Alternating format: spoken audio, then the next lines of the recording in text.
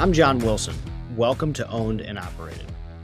Twice a week, we talk about home service businesses, and if you're a home service entrepreneur, then this is going to be the show for you.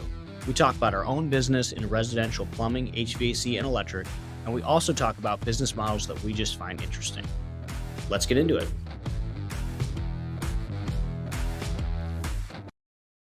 If you like what we talk about on our social media, on Twitter, on this podcast, then you should be signed up for our newsletter. Go to ownedandoperated.com, where every Friday we break down our business, we break down insights, things we're learning, things we're working on, and it's good stuff. Check it out, ownedandoperated.com. Welcome back to Owned and Operated. Today we're going to be bringing back a classic episode of Rich Jordan. So Rich was kind of fun because we first met on Twitter back in early 2021, and it was fun to meet another just brilliant, handsome person like myself that was buying plumbing companies. Since then, Rich has taken this business that we talk about, Garon T Plumbing, and he bought it at like 800,000 of revenue, and they're trending towards 17 or 18 this year over the course of 3 years, which is just absolutely crazy. And since we first met, we now have become really great friends, and I get to talk to him almost every day, which I'm grateful for. So this was a awesome re-kick episode to just show the journey of a successful home service entrepreneur. Enjoy. Welcome back to Owned and Operated. So today we are blessed to be sitting here with Rich Jordan. Let's cut right to it. Rich, how about you give us like 60 seconds where you tell us about yourself? All right, 60 seconds. Marine infantry officer through my 20s, turned business owner, currently own Garon T Plumbing up in New Jersey, residential service plumbing company, and basically had no business experience to really speak of prior. I'm just an overconfident guy that thinks he can figure it out no matter what. And that's basically where I'm at. I mean, the company I bought was really small. It's like 3 technicians. Now we're a team of 12. And we've been under ownership for about 9 months now. Yeah, that's crazy. Was the guy's name Garon? It was, yeah. So That's pretty baller. Garon T is spelled Garon space T.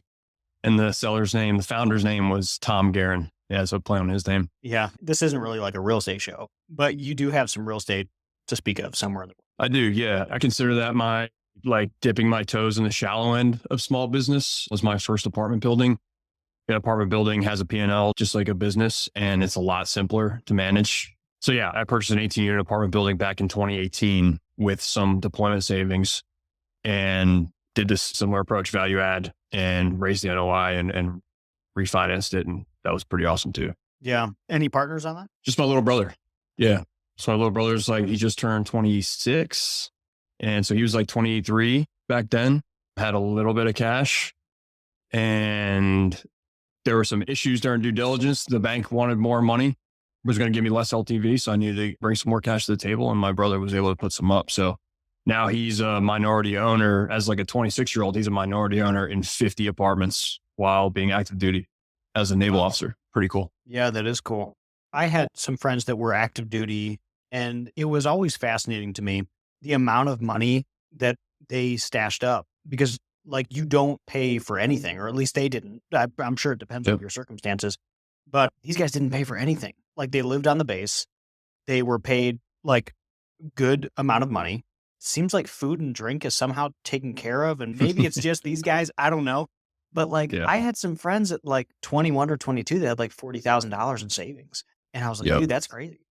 If you do the right thing, if you go buy apartment buildings like Rich, that's a life-changing way to start. That's awesome. Could be a great launch. Honestly, the secret is we get housing allowances and stuff, particularly on the officer side or on the enlisted side. If you're a little bit older, a little more senior, and you get to live off the base, you get a housing allowance and it's untaxed. So, I mean, a third of my income was untaxed. That's crazy. While I was in the Marine Corps. And then when I went overseas, in a combat zone, I didn't pay any tax. And I was overseas for a year or 2 years. So yeah, housing allowances, combat zone tax exclusions. I mean, I think it's pretty nice. That's why a lot of military guys, we have this kind of reputation for having the nicest cars in town.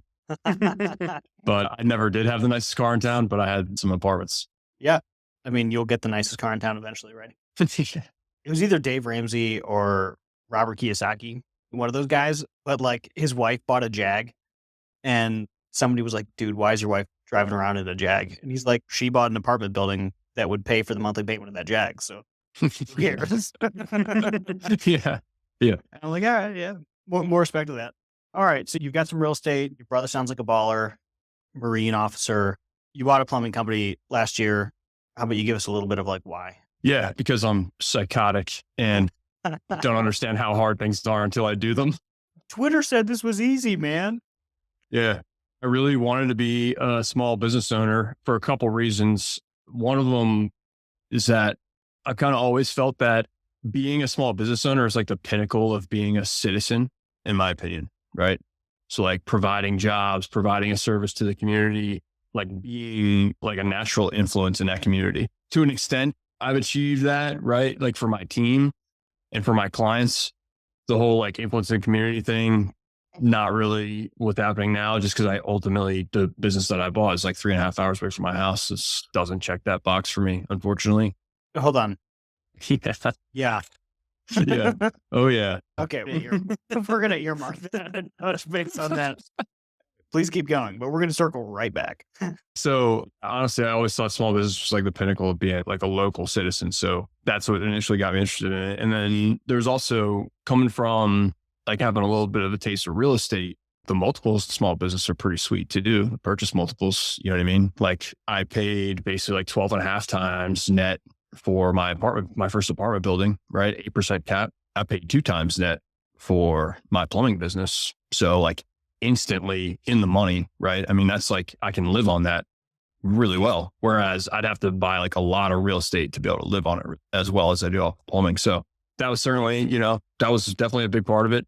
As far as why plumbing, I think like my personal skill set, like coming from Marine Corps, from the infantry, working with infantrymen like that. I mean, of course, they're very varied, those type of people that end up in that kind of work. But at the same time, there's a common thread. And I think I tell all my buddies that are still in the Marine Corps, like, hey, like plumbers are a lot like infantrymen. You got my staff sergeants, I got my lance corporals, I got my corporals. It's just a similar type of guy that might enlist in the Marine Corps or might go into the plumbing trade. So as far as like the leadership aspect's been pretty natural for me.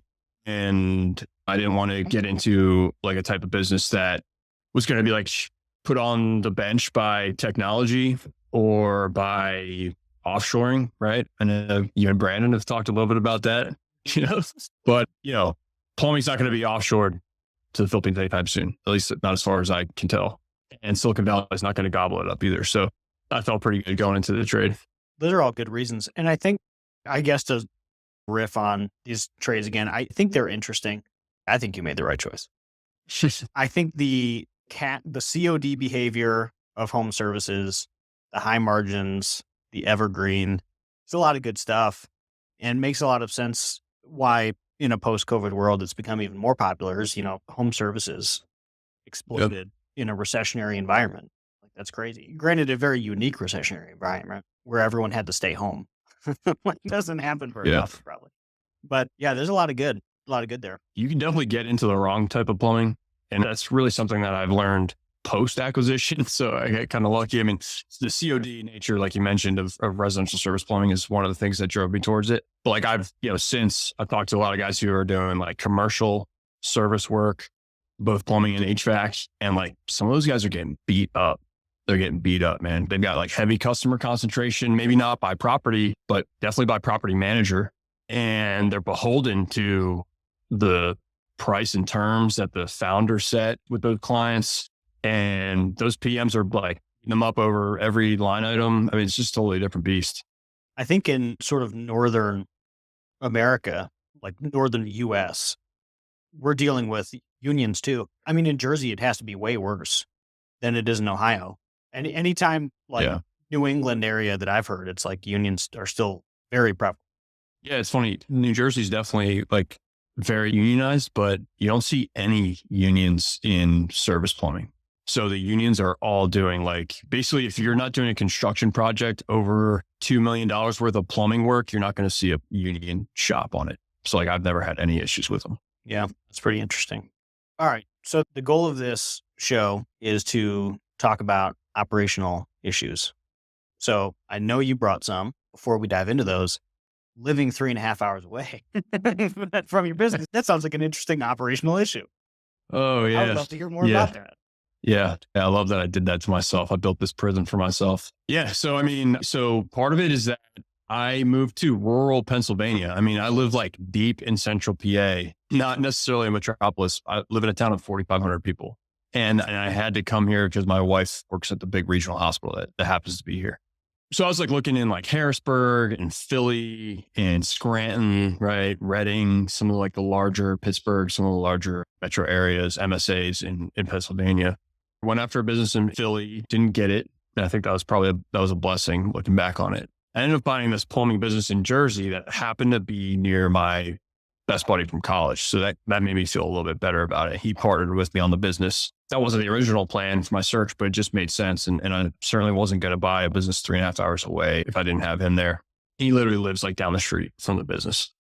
I mean, yeah, I've got him, but he still works full time at his original W-2. Now that we've grown significantly, because at this point, we've basically doubled our revenue. He's looking to leave his W-2 and come on and essentially be like a COO, director of ops or something like that. But this whole time up until now, I've been running it by myself for the most part. He tags in occasionally to help out. And my in-laws live like 30 minutes from the company. So I basically deployed to New Jersey, living at my in-laws house, like bringing my dog along with me. And like I would like drive in on a Sunday night. I'd work the entire week. I'd stay the weekend, work the whole next week. And then on like Friday night, I'd head back to Pennsylvania and spend like 48 hours with my wife and then go back and do it again for another 12 days. And I basically did that for like 3 months. That's crazy. Yeah. I mean, Lauren's my wife, are pretty used to that kind of stuff with my background. So it wasn't too bad, but it started wearing on us like in November, I'd say. So basically by Thanksgiving, 2 months in? Yeah, that would be 2.5 months in, right? So that'd be like 10 weeks in. At this point, I had brought on a service manager and he had been with us. He had been in that role for about a month. He's doing okay. So at that point, I started stepping back and I was working. I'd show up on like a Tuesday morning and I'd leave on a Thursday afternoon. So I'd be there for like basically 3 days and spend like 3.5, 4 days at home. Did that until January. And then in January, I basically like detached from the day to day. And now I do that kind of Tuesday to Thursday thing. I do that once a month. Like the first week of the month, I'll go in Tuesday morning. I'll leave Thursday afternoon. I try to book like new technician interviews or vendor appointments or whatever, like stuff that I need to do in person, which is few and far between at this point. But I try to book those all for those 3 days and I just run with it. And I try to jump on the trucks with the guys too. I don't think I knew any of this. That is fascinating. That's a logistical nightmare for you, I can imagine. I mean, it was tough. It was a forcing function for me. It like forced me to get a lot of stuff off my plate and like try to systematize and automate and delegate as best I could quickly, before I like marriage unraveled or something. I know a guy that does this. He lives in Kentucky and he runs his business up here where we are in Akron. And it's only 3 or 4 techs. It's like real small. And I think that for them, it has been a huge barrier for growth. Like they cannot grow. For you, that does not seem to be what has happened at all. I mean, can you tell us a little bit about what you did to systematize, get stuff off your plate? And then like, what's your day-to-day look like now? What are you doing inside or on the company? Yeah. So it started with me doing like literally everything, right? I mean, like think of anything that happens inside of like Wilson Plumbing. I was doing all of it, or I was trying to do all of it and dropping a lot of balls, basically. Dispatching, bookkeeping. Yeah, seriously. I mean, dispatching, bookkeeping, marketing, customer service, answering the phones, pricing the jobs. Was this to preserve margin? Because a lot of guys do that to, they want to run at a 35% net. So then they work themselves to death. Was that sort of what you were doing? No, not really. It was survival. I had to do it all. Because they didn't have those roles when you took it over. Exactly. And I think I didn't really have an appreciation for that before I stepped in. And it was also, we had an agreement that for 3 months, the wife and the husband were going to work within the business, compensated full time. Day 5, like the second week, the wife like wasn't really interested in doing that anymore. right? It was all That's like, surprising. hey, Rich, like, are you going to take the phone today? Cause it's your business now. And it's like, motherfucker. So yeah, I took it. I mean, it was insane. And it was like, we were like smashed in September, and I'm like simultaneously trying to onboard a bunch of different like vendors, right? Software vendors or CSRs or whatever. And like, I've got all these like demos, Zoom meetings and stuff. And I have to schedule them all for like 6 p.m. or later, because from 7 a.m. to 6 p.m., my earpiece is going off like every minute, which just reminds me of another operational struggle I'll have to get to. But like every single minute, my phone's going off. So I'm trying to like lead my team. I'm trying to onboard new service providers, do like to try to run this business. And like at one point, there was a day where I fielded 140 calls. That's a full-time CSR. That's actually our metric for a full-time CSR is like what, 120 or 100? 120. Dude, that's a full-time CSR. I was exhausted. And like, not for nothing, like I'm no customer service rep. I'm the worst CSR in the company. That was terrible. So, and I was also trying at the same time, I closed on a 32 unit apartment building down in North Carolina that month, like literally 2 weeks after takeover. So I was trying to like do a remote close on that while taking calls. It was with like a notary who just thought I was out of my mind. She was right. It was insane, but it wasn't so much to preserve margin. It was just that all these functions fell in my lap Yeah. day one. And it was just like, holy shit, I'm trying to keep all these balls in the air. And like balls got broken, man. Like some of those glass balls got broken. Like permits was one of them. Like our permit process was non-existent. And I was like too overwhelmed to be able to stay on top of it. Were they not pulling permits, or you just didn't know how to do it? I mean, it was probably the wife doing it. She left day 5. Yeah, it was the wife doing it. And she just like assumed that I knew how to do it and that I had the time to do it, which neither of those is true. So yeah, man. Yeah, it was just kind of like one, I had to, I didn't even have an appreciation at the time for like what kind of jobs needed to be permitted, right? Which is like common knowledge for now. But then how do they get dropped off? Like, how do we pay for them? When do we need to pick them up? All that stuff was news to me. So like, quite frankly, for the first like 6 weeks, we didn't submit any permits, which is obviously no bueno. Honestly, 6 weeks isn't that bad. For the most part, our clients like let us get away with it. Yeah. There was maybe like 2 clients that at the end of October were like, hey, where the hell's my permit? It was like, oh shit, guess I better dig through the last 6 weeks to like get all these permits done. Go like 10 years without pulling a permit. So 6 weeks is not that bad. Yeah, exactly. I mean, so I was trying to get customer service off my plate. I couldn't really do that until we had like a field service management software in place. So I was trying to onboard us to something. So I got us on Jobber, which was fast enough for me to implement. Jobber's pretty intuitive. It's not something that you and I could run our business on at this point, really, but it was quick and easy to implement, which was key. And that allowed me to bring in a remote CSR that was able to schedule into my software. That like was a game changer, right? Yeah. Just getting that off my plate. Was that a vendor or an employee? That was a vendor, still a vendor. So Pink Collars. Yeah. Pink Collars. They're great, man. Michelle and Doug own Pink Collars. They're super helpful. It's pretty reasonable too, honestly. And I don't have to worry about like a CSR not showing up to work or like churning CSRs. They've got it, right? Their team covers down. And if like someone's sick, has to go to a funeral or leaves, like my phones are going to keep getting answered, which is really nice. Yeah, that's huge. I'll throw a quick, somewhat of a plug in. What was her name? Which one? From Pink Collars. Ooh. Michelle? She listens to the show. She emailed Brandon a few weeks ago. Oh, I sent her your episode. yeah. So, hey, Michelle. Yeah. Thanks. Yeah, that's right. Changing the world, man. That's funny. So yeah, that's cool. So Pink Collars is an out-house or out-of-house call center that dispatches direct, and they do like office administrative stuff too, right? Like payroll and marketing if you want them to.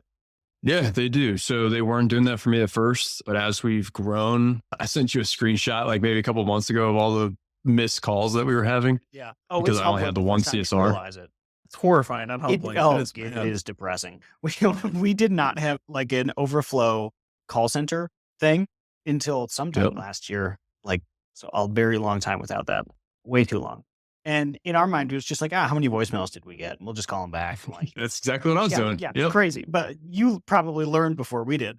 And then I think we got a call center to like back us up. And then we find out we were missing like 50 calls a day we were throwing more money at marketing, just throwing more money, and we weren't picking up the phone. And we didn't know. It was insane. Blissfully unaware. Yeah. I mean, I really didn't have an appreciation for it until I switched to Service Titan. I switched to Service Titan in late February. So like not that long ago. And all of our calls come through there. You see the abandoned calls. And yeah, it was like, oh my God. Multiply You that look by back interest like again, right? 2 weeks and it's like 400 abandoned calls. Oh my God. Yeah. And another nice thing about like having the contracted CSRs is like, hey, I want another one. And another one is boom, available. So now I added a second CSR and like instantly my revenues shoot up like 20% because I'm actually booking the calls that are coming. It's just insane. Yeah, that is crazy. Our revenue basically shot up too. Once we added the outsourced call center as backup because we had, I think, 3 or 4 people answering the phone. So we're like, we feel like we're fine. We have to be getting every call. And then we find out we're missing like 30% of our total call volume. And we're just too stupid to do. We did 50% for a little bit. It was 50% of the phone calls we were taking were going to voicemail. So that was at our peak. Oh Worst. my God. Yeah. I don't want to think about it. I don't want to. Yeah. I mean, that's like just huge untapped potential right there. It's Yeah. like such an easy fix, right? Yeah. It's crazy. Okay. So what are you doing now? Like day to day, what's it look like? You're going good question. there 3 days a week, once a month? Yeah. I like no part of the like customer experience comes through me at this point, right? So from like inbound call schedule, dispatch, technician does it, invoices it, all like review requested. It all happens without my participation at this point. So I'm basically just I'm solely working on the business at this point. So what does that look like? I mean, that probably sounds a lot better than it is. Like anything that doesn't fall within that customer like value experience is mine. Right? So like I manage the marketing. I manage the like back end admin, the payroll, anything that has to do with like strategy, procurement of trucks, hiring technicians, like all that stuff that happens in the back. It's all mine. That's in the business. But at the same time, like things like tweaking the incentive program, right? I've put a lot of brain power into that. I know you and I have talked about that before. Like recently I'm working on, and this is at your recommendation, I'm working on with Enterprise to start leasing vehicles. Nice. Actually signed with them yesterday. That's great. Yeah. Yeah. That program really is. I don't want to like overly plug Enterprise here, but like that program's dope as shit. Like you'll be glad you did it. Well, and I didn't really understand this until talking to them quite a bit, but it's like an ownership program. You basically own the truck. They take on a lot of the work and the risk, which is pretty cool. Yeah. And then you can buy it out for like $2,000 at the end. And I know guys that do it. Like I know guys that run the Enterprise fleet program and then they buy it out because it's super cheap at the end and they run it for another year or two. And then they sell it for $8,000. Because I mean, it's not a 5 bad years, deal. that's still a young vehicle. Like as far as cargo vans go, I mean, that thing's still got a lot of life in it. It really is very cool. Yeah. Whereas what I've been doing currently, like we bought 3 trucks just not long ago. We're buying them at like 100,000, 120,000 miles. They're like 5 to 8 years old. Yeah. I just had literally just 2 days ago, I dropped $5,600 on a transmission for one of them. I just bought it 3 months ago. So that stings. That's like 10 months worth of Enterprise lease payments. Yeah. It's like, come on, man. That's why we switched. We have a whole episode about this, but we were just getting our asses handed to us because we were buying all these used vehicles. And then we bought another company that only bought used vehicles. And then we smashed those two together and we have like the shittiest fleet on the planet. And it's $120,000 a year in maintenance. And we're like, dude, we got to do something different. So we went from buying 10-year-old vehicles for $17,000 to leasing brand new fleet. And no looking back. What's the size of your current fleet? Right now we've got 9 company vehicles. Yeah. Well, 8 plus like a branded trailer that we've got. Yeah. That's cool. Yeah. I think Enterprise, they want you to get to 20 as soon as possible. That's the thing. But they'll start working with you at 10. Yeah. I had to do a little bit of salesmanship on that. Nice. Yeah. I think I can make a pretty strong case for it. Like our growth rate is pretty strong and we're looking to acquire. All right. So most of your day to day now is like, sounds like GM, COO stuff. Yeah. It's mostly like asynchronous, right? So like my day is pretty much my own. Like I live a pretty chill life at this point. It's pretty nuts. That's great. Yeah. Why acquire? Why acquire my first business, or why No, like continue to again, acquire? this is just something that's always interested me is, Yeah. and I ask this about myself most Yeah. evenings, but like, why do this again? Like your life is comfortable, you're making good money, you're generating wealth. That sounds like the American dream. So like, Yeah. Yeah. why are you continuing to look for more? We're definitely in a good spot. That wasn't necessarily as true like a couple months ago, like through the depths of the slow season, like right in the holiday period. So I think that was kind of driving me towards trying to like acquire my way out of the problem. But at this point, I definitely like slowed my just driving hunt for an acquisition. But at the same time, there's some decent opportunities in my neck of the woods. And I do feel like while plumbing is a good business, it's pretty cutthroat, and it's kind of like grow or disappear. It's kind of the way I feel about it. So there's this kind of like impending doom, like following behind me, and I'm like running, trying to like outrun it. I see that in consolidation. Mhm. I think that plumbing, especially after COVID, holy crap, like it really accelerated. So I see that as like, I think that within the next 5 years, we're not going to see any companies between 1 million and 10 million. Yeah, I think you're right. Because you're either going to be a $30 million company or you'll be a 1 or 2 man show. But like there's the middle ground is going to disappear because of consolidation. Yeah, exactly. And that like $30 million company can like is operating similarly as far as like say customer acquisition is operating similarly to the $2.5 million company or the $5 million company, and they can compete. They got a deeper war chest. They got more trucks on the road. Like that's just marketing in itself, right? They got billboards rolling around. So I think I have a probably more than healthy appreciation for that dynamic, and I'm just trying to grow. I'm just trying to grow to be able to gain that advantage. Because right now, I mean, like we've doubled revenues, tripled the employee count, but I'm still like right there with like say half a dozen other 1 million, like 750,000 revenue to $2 million revenue companies. They're all like right there competing with me. So I'd love to just like leave them in the dust, probably by acquiring one of them. Yeah. I think at 5 million in revenue, you start to unlock some capacity and OpEx that is really helpful. That's what happened for us. It happened where we started. Well, one, we grow the same rate, like minimum 20-25% a year. But then we started unlocking, like we're about to drop an academy. That's crazy. Yep. Yeah, that's awesome. Crazy. Like who can compete with that in our Right. area? And the answer is only people like our size are much, much larger. That's a huge moat competitively. And then now we just transitioned someone to full-time talent acquisition. So recruiter. So again, Right. another like one more thing that's like, as we make all these strategic investments back into our company, like we're looking at it from, yeah, we need to keep growing. Yeah, we want to keep growing. But in the same breath, I know how much of a moat we're building. And I'm just so grateful that we still have time. Because again, I think this wave of consolidation, like if we were doing this in a couple of years, like I think it might be too late.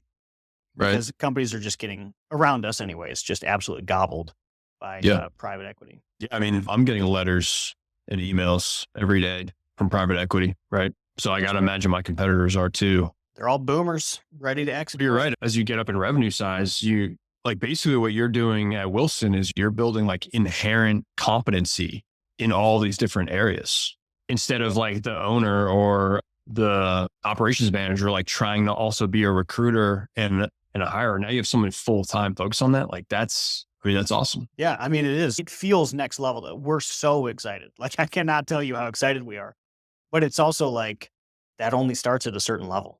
And then I think the other companies our size are doing that too.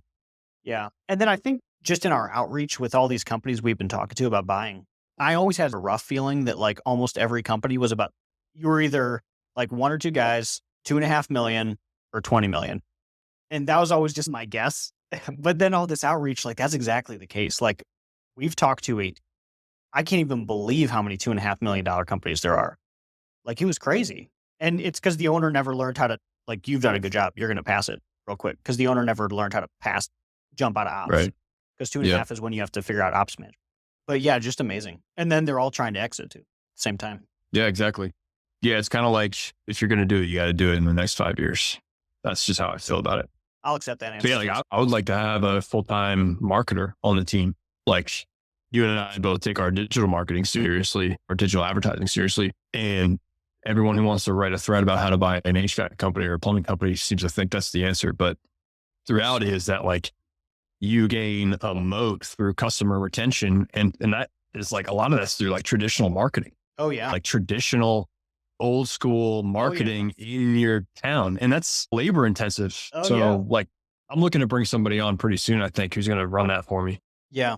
I think that's an interesting operational nuance. We should talk about that a little bit more. I'll say that we've definitely found that too. Everyone's shoving so hard for digital that it has ceased to be cost effective. And then you don't really retain those customers. And the big thing that I have against digital is you're not brand building. Like you're not actually building your company. You're giving Google dollars to give you dollars back. Yep. You're And commoditizing. You've commoditized yourself. Absolutely. You just turned yourself into a soybean.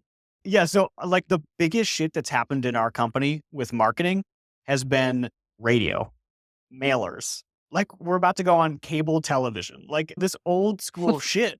But it's like suddenly it's price competitive because everyone's going nuts on Facebook and PPC. And we had budget to blow because we were like, suddenly we're spending 20 grand a month on PPC. And we're like, this isn't doing anything for us Right. at this. It's not brand building. It's not building our company. So like, what have you done? You've had 9 months. Walk us through the marketing journey. I mean, honestly, it's kind of like my next project, but I've been giving it some thought. So for example, the seller's wife, she used to write thank you cards Nice. to folks, right? I couldn't keep up with it. So we're no longer doing it. That's unfortunate because I thought that's a pretty nice touch, right? Yesterday, I was exploring some ways that we could get back into that. I think there are services that provide that. I think even Service Titan, you can do some, granted, it's not a handwritten note. Yeah. But you could still do something. We have automatic follow-up set up through our Service Titan, through the Marketing Pro. Yeah. So I'm still working through this, but there's a couple services. Like if you Google like automated handwritten notes, I Googled it yesterday and I came across handwrite.io, and there's a couple different options, but I think that's who I'm going to go with. It's literally a robot hand that hand writes notes. It's like $2.50 a letter.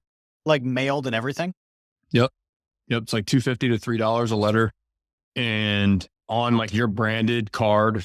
And I can pull like a thank you report from Service Titan above a certain, like maybe say a certain dollar threshold, like a $500 threshold, and have those all sent out every week, handwritten from Rich, the owner, right? Like pretty cool. So I think we'll do that. And then I don't know, John, do you do like membership programs or anything like that? Yeah, we have a membership. Yeah. So we just like stutter stepped our way into a membership program, but we're looking to take that really seriously going forward.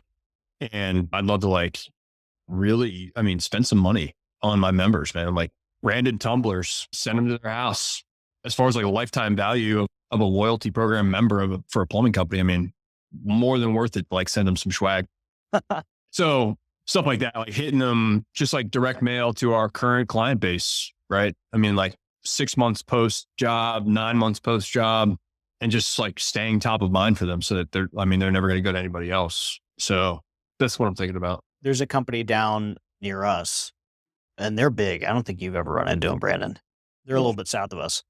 I was in this meeting one time with this guy. So they do like 30 million and like 30 million, 2017, pre-consolidation. So like, all right, we were talking about marketing as a group and he said, we don't spend very much on marketing. We mine our own, or what is it? It was either we mine our own mines or we like farm our own fields or something like that. Yeah, sure. And dude's down in like literally farm country. So like very, it all makes sense. But that always stuck with me, like the membership thing, or just, I really like the thank you card idea. I'm looking at Brandon right now. Like The notes have been taken. yeah. It just seems too easy. It seems too easy to do it. Yeah. I would try to negotiate better pricing on that. I do know a company that they take their memberships really serious. They're exclusively HVAC and their CSRs can sell them. And they do very well. And a lot of them. And they have like 3,000 or 4,000 club members. And what they do is they have their CSRs, because they get the commission for the membership sale. The CSR at the time of the sale writes a thank you card and then a few other things and send it out. I'm looking to hire somebody right now that's like strictly going to be offensive outbound calls. Like that's all they do. Yeah. I'm going to incentivize them to sell memberships to our current database of customers. Hey, this episode is sponsored by Service Scalers. So, Service Scalers is actually a brand that I've used personally with our companies for a little bit over a year now. They've helped us manage our digital advertising. Frankly, they did a lot better than our last agency. Leads went through the roof and cost per click went way down. Check out Service Scalers if you're a plumbing, HVAC, or electrical home service company. That's what they knock out of the park, and they did a great job for me. Brandon, do you have any insights on outbounds? I have very vivid insights on that one. We just talked about it this morning. Actually, I was trying to convince Jonathan to let me hire a CSR primarily for Trying to convince Jonathan. You were a little skeptical of the org chart. Oh, yeah. The boy's got jokes. Yeah, we have 3 CSRs that all handle inbound right now and some outbound when they have availability. But we're talking about this we have 4th 4. one. No, we have 3 remote and 1 dispatch. Yeah. So we're talking about getting a 4th one to do straight up outbound. Because like you said, if you're collecting the phone numbers, if you're collecting the email addresses, you have a vault of potential that you're just not using. If you're not actually sending them routinely, calling them routinely, following up, like you said, keeping top of mind awareness, you're wasting your potential at that point. So it makes sense if you keep that kind of information to use it. Yeah, we've done outbounds for years. Sorry, maybe 2 years, where it became a normal part of our business. But the dedicated person, that's a baller move. What we found, this is hilarious. Okay, so like we didn't do outbounds well until, I don't want to give Brandon too much credit, but until Brandon showed up. See his head's inflating. I can see it from here. I know. It's getting bad. It's coming over the horizon. The window. But no, we really did. He came in and we started implementing this whole new model and whatever, but we started doing quote follow-ups. This was as bad as not knowing how many times we missed the phone every day. So we were doing quotes. Our guys go out any given day. We'll estimate $20,000 to $75,000 any given day. Pick a day. I don't think ever got followed up on, ever. Yeah. So then we started doing outbounds purely as quote follow-ups, and we started closing one of every 50-ish. Yeah, but still, it was one out of every 50. So we ended up generating an extra $30,000 to $50,000 a month. And that was before we added the email follow-up. And then we took it a step further by adding an automated email follow-up a few days later with like a slight discount or something like that. Yeah, so it's kind of a triple hit. It's 24 hours after. Hey, thanks for having us out. Just a reminder, this quote out here. If you want to go forth anything, let us know. And then another 24 hours afterwards. So you're 48 hours out. Then it offers a 5% discount if it's over a certain threshold. And then when you hit I think it's 72 hours or something around there, it offers a 10% if it's over another threshold. But then it just keeps hitting it with them. Yeah. Keeps reminding until they open it or until they unsubscribe to it or they call in and book the call. It's all through that service type marketing. But I mean, it's insane. The book rate is still, I want to say it's like 3%. Costs nothing besides the marketing that we're already using. But you can track dollars against it because it's all automatic. So like you can go in and you can see, okay, this person received this email. This is how many clicks we got. And this is the exact dollar amount that came out of this campaign. And it is an embarrassing amount. It's high. And it's embarrassing that we never did it because it's like, oh my God. And now it's all automated. It's hands off. But we still call from the call center for email follow-ups, it's automated. Yeah. Call center, there is stuff. And is that's all Marketing Pro for you guys, right? Service Titans Marketing Pro. Yep. Yeah. Man, now you're selling me on it. Dude, you guys to do it. It's good. It's good. Their phones pro sucks, but their Marketing Pro is ridiculous. It's good. Yeah. It just automatically does everything. But anyways, outbound. I'm a Pricebook Pro guy, and that's a sweet product too. But yeah, outbounds, that was a game changer for us and doing it effectively. So that sounds good to me. Do you think you're going to bring him in-house or do you think you're going to go through pink collars or what do you think you'll do? I think I'm having pink collars work on it right now because it's like a different competency than they're used to sourcing. And that was one of the reasons Michelle reached out to Brandon. We're looking at putting that somewhere other than our own shores. Nice. Nicely phrased. SEO will never find you. Exactly. All right, cool. Do you have any other operational difficulties you want to riff out? Yeah, I know you guys can appreciate this too. Parking. Oh God. Like what section of parking? Because we've got a lot of thoughts. Like where you park at the customer's house or like parking at your building or like what park? Yeah, that's a good point. parking at my building. Brandon's giving me he's giving me eyebrows like across the table. He's just like, yeah, Mm. yeah. Yeah. Let's Yeah. go. To give some context, I guarantee is in like, it's called like a professional condo association. It's like a blue collar little strip of like garage doors and small offices. I have like a 200 square foot office and a 1,200 square foot warehouse. Oh, dang, that's small. Yeah. And then 3 parking spots. And we had a feeling that was going to be a problem at some point, but we'll be happy to have that problem. That'll be great. It's like a big tax bill. Like, yeah, I mean, I'll be okay with paying more taxes when I make more money. Like, totally. I'll totally be okay with it. No problem. Yeah. I mean, so 3 parking spots. I showed up, I had 3 technicians and I had 4 trucks. Wait a second. The math's not adding up already. Like day one, because the owner was keeping his truck at his house and he's keeping the other 3 trucks at the shop. So 3 trucks, 3 parking spots and his truck offsite. He brings his truck to work on day one because now it's mine, right? Shit. It's parked in the handicap spot. And I've got the president of the HOA like screaming at me. Oh my Awesome. gosh. This became like a 3-month long ordeal as we added more helpers and a manager and myself and my partner.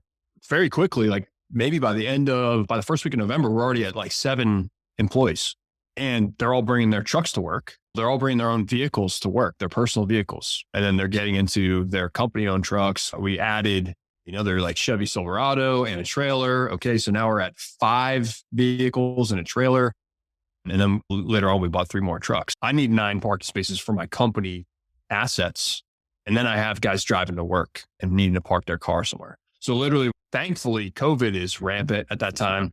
The retail strip center next door is like a ghost town. So I literally, Stacking up trucks. I'm literally like parking like 10 employee vehicles in like edible arrangements parking lot.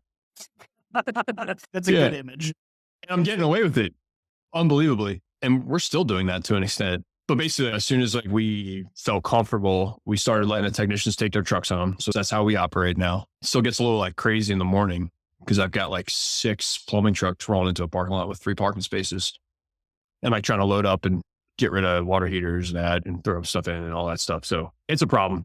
I actually came pretty close to putting an LOI in for like a $500,000 property down the street, way bigger than we needed. Could have comfortably parked 40 trucks at the same time. And I ended up backing off of that because we were pursuing a bolt-on opportunity and we kind of needed to put cash towards that instead. And then that property got sold and the bolt-on is still like dragging its feet on me. But so nothing to show for that except for cash balance. And I think I mentioned this in a reply to one of your tweets about this, John, but now I'm just like embracing it. I'm like, look, I'm going to use this constraint to like fuel my own operational creativity. Brandon and Brandon, fuck you. Now we're teaming up on Brandon. And my goal now is like get to 5 million in revenue without changing my location. Like, can I do 5 million in revenue with 3 parking spots, a 200 square foot office and a 1,200 square foot warehouse? I think I can. Can he, Brandon? He probably doesn't have a second floor that's at risk of becoming the first floor. So he's got a chance at it. Whoa. We get this struggle. So we're at the part where you're saying, can I run that out at 5 million? Because we're now at 5 million. It's like, Yeah. I can't believe you're running out of that small of a warehouse. The warehouse is pretty comfortable at this point. And I do have like a second level to it that kind of like sits above the office because the office carves it. It's a 1,400 square foot footprint. 200 of it's carved out for an office. And on top of the office, we have like a bunch of PVC fittings and stuff, like shitload up there. It was like really tight at first because I inherited a warehouse that was like a straight up junkyard. There's this like 30-year-old wrench behind me. Nice. It's like a trophy from that. But there was like a broke down Corvette in there, a broke down Jeep Wrangler. I mean, you literally couldn't, it was unusable. Shit's like strewn about the floor, like hundreds of Home Depot buckets filled with gas pipe fittings strewn about the floor. Oh my Hundreds. God. So like now it's like really organized. It's very clean. I'm like proud to show it to people now. And we have like more space than we need. Like I might try to put like almost like a classroom back there because we don't really have any place to like sit all the techs down and go through stuff. So I think we'll probably do that in the back. But yeah, I'm finding 1,200 square feet to be pretty feasible. And part of it was I went down that bolt-on that I kind of alluded to. I went down and walked on site with the owners there and they're running 7 trucks they should be doing like 3 to 4 million in revenue. They're only doing 2 because they're not pricing effectively, but they're doing a lot of volume, and they're operating basically out of a 2-car garage, and it's just really well organized. It looks like a library, all these like rows of shelving and stuff. And I was pretty impressed. And I was like, wow, we could be doing a lot better with the space that we have. Cause I probably have like 2.5 times more space than they. I think their real estate problem is an interesting one. We've talked about it a lot very publicly because it's very annoying. But I think that you can run super lean on real estate until maybe 4 million, because then what ends up happening, it probably depends on trades too, because we're multi-trade. So I think that adds a little bit to it. But what ends up happening is you have finance in-house, marketing in-house, middle managers. Some of them need offices, some of them don't. You need a conference room. You need a training room. So we're looking at buildings now, but the buildings that we're looking at are like 20,000 square feet. Because what we need is we have to build an academy in there so that we can pass 8 figures, right? And we have to put 10 offices in because we need all these offices for all these random new jobs that now exist because of the size of a company we are. I think you can run really lean all the way up until then. I guess my point is, what I wonder, and Brandon, you and I have talked about this, like the sweet spots. Do you get to that point where you can run crazy efficient and then just cruise? Because for us to move to the next level, we're spending $1 million plus on a building. Right. And that's money that could be going towards acquisitions. That's money that could be going towards a boat. But yeah, it's like there's a huge CapEx looming because suddenly the needs of our company, if we're going to continue doing what we're doing, have just dramatically increased. So it's not just, oh, we need plumbing and warehouse. It's like, no, when we're looking for a building, we have like 100 different needs that we have to satisfy that I would not have needed a few million ago. Yeah. It's the training room and conference room are like what I'm missing right now. That's what I wish I had.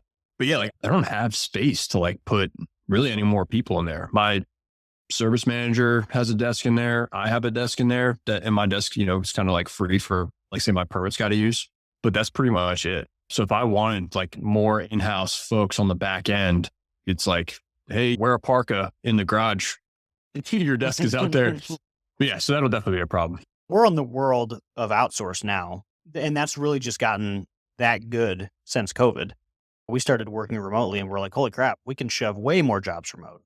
And people are used to it now. And once you do it for one, you start to realize what it takes to have a remote role.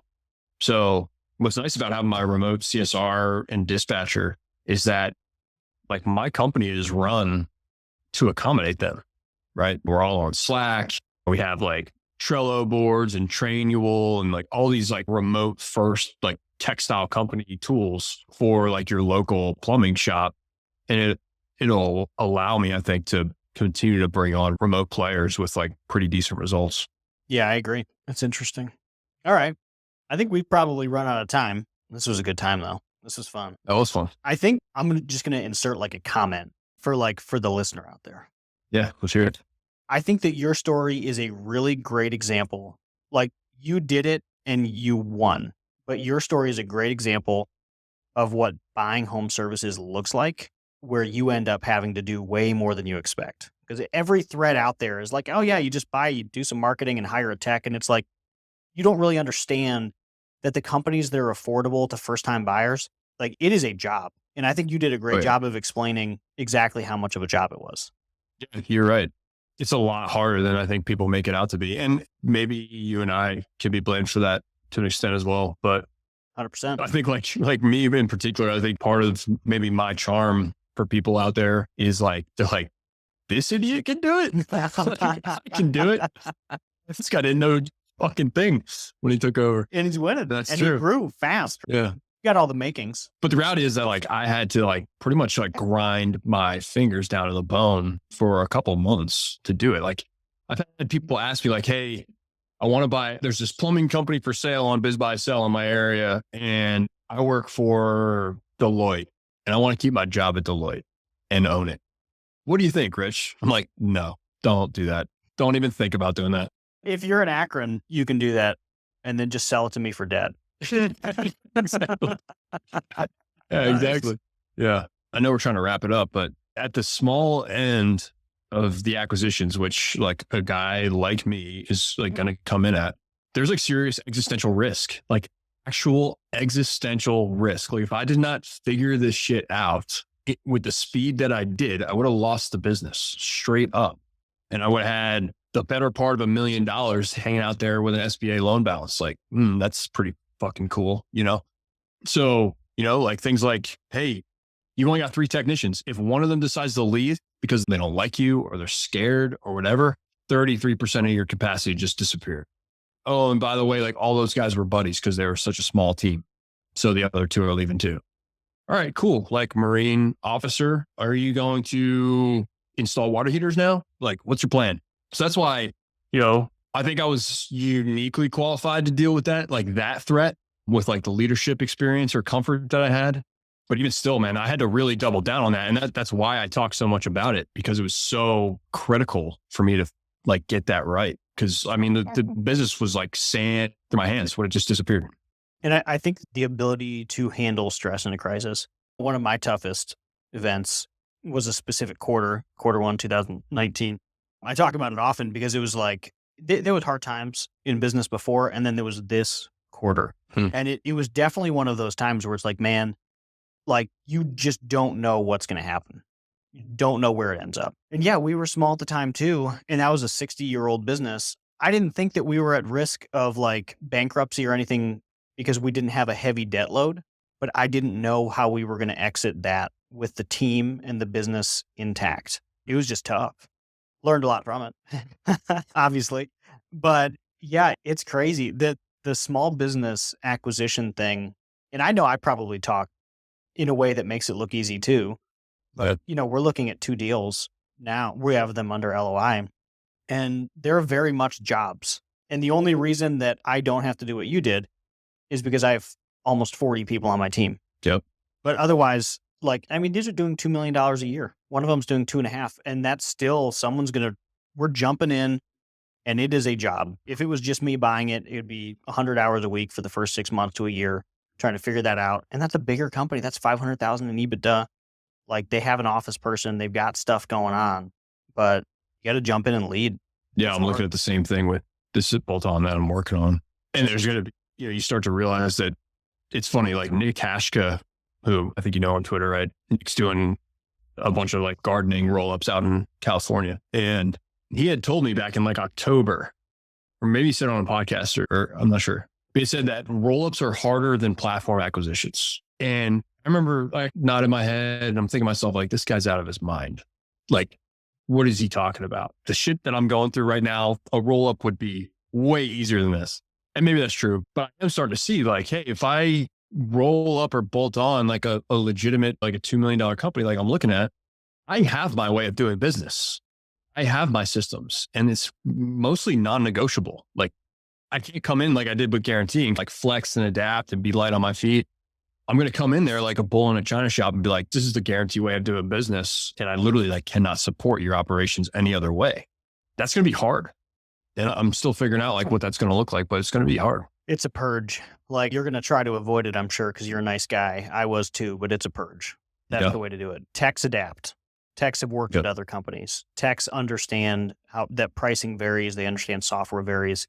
The issue that I have consistently seen is office, because they're the ones that actually does the business of the business.